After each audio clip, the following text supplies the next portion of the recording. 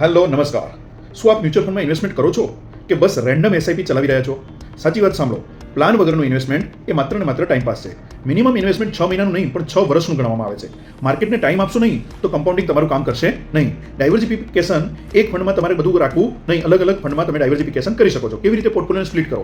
Equity જે છે એ growth માટે છે, હાઇબ્રિડ જે છે એ બેલેન્સ માટે છે, ડેટ છે એ સ્ટેબિલિટી માટે છે, અને લિક્વિડ જે છે એ તમારા ઇમરજન્સી ફંડ માટે છે. રિવ્યૂ સેટ કરવા માટે ફોરગેટ અને છોડી દેવાની જે મેન્ટાલિટી છે એને તમારે છોડી દેવી પડશે. દર 2 વર્ષે પોર્ટફોલિયોને ચેક કરવો ખૂબ જરૂર છે. રીબેલેન્સ નહીં કરો તો રિટર્ન લીક થઈ જશે.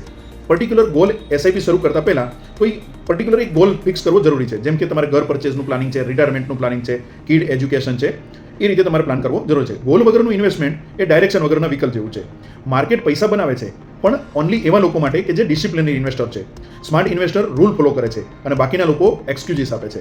કમેન્ટ કરો મ્યુચ્યુઅલ ફંડ અને હું તમને પ્રોપર મ્યુચ્યુઅલ ફંડની સ્ટ્રેટેજી આપીશ. કંઈ પણ ક્વેરી અથવા કન્ફ્યુઝન લાગે તો તમે મારા નંબર ઉપર ડાયરેક્ટ કોન્ટેક્ટ પણ કરી શકો છો. ખૂબ ખૂબ આભાર. This video is created by J&D Investment Center for educational and informational purposes only.